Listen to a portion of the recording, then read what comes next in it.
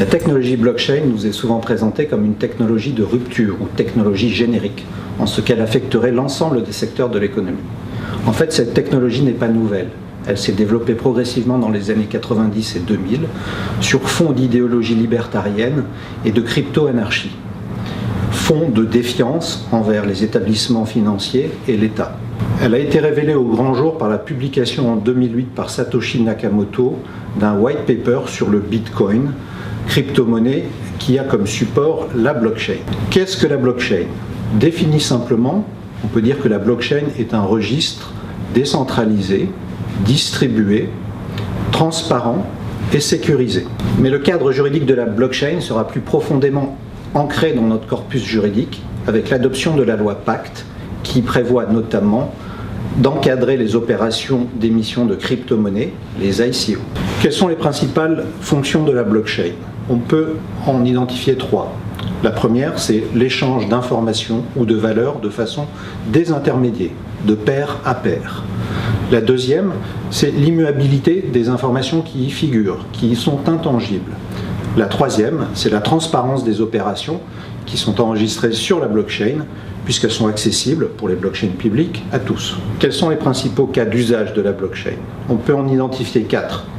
Gestion des données, transfert d'actifs, smart contracts, qui sont des contrats dits intelligents qui s'exécutent automatiquement sur la blockchain, et enfin asset tracking, qui permet de suivre un actif tout au long de son cycle de production ou de commercialisation. L'objet blockchain a du mal à être appréhendé par le juriste car il sort des catégories juridiques habituelles.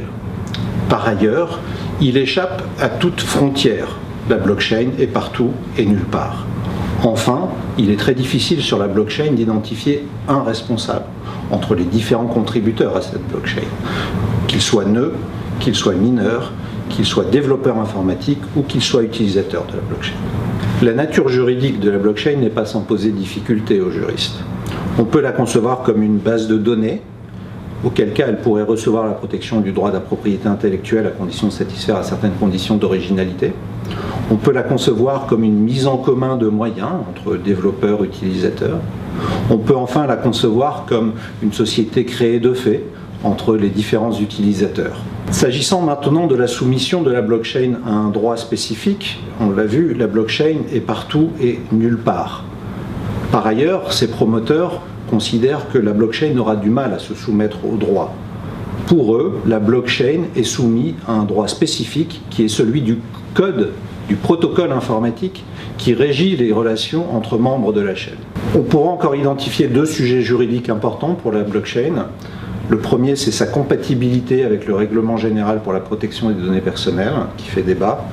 Le second, c'est la valeur probatoire des informations qui y sont enregistrées, qui mériterait, elle, d'être précisée par le législateur. C'est l'économie de la confiance que se propose de bouleverser la blockchain.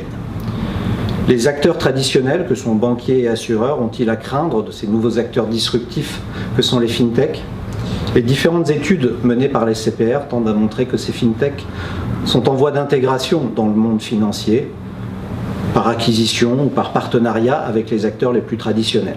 Le danger viendra peut-être de l'appropriation par les GAFA de la technologie blockchain, GAFA qui viendront chasser sur les terres des financiers. On peut par exemple noter que Jack Ma, fondateur d'Alibaba en Chine, compte sur la blockchain pour développer sa compagnie d'assurance. La technologie blockchain lui permet de gérer ses contrats et de partager des informations avec les établissements hospitaliers avec lesquels il a noué des partenariats. La blockchain est et restera donc pour quelque temps un sujet passionnant pour banquiers, assureurs et financiers. Elle viendra bouleverser quelques habitudes, mais elle recèle aussi nombre d'opportunités pour les acteurs traditionnels ou les acteurs plus disruptifs.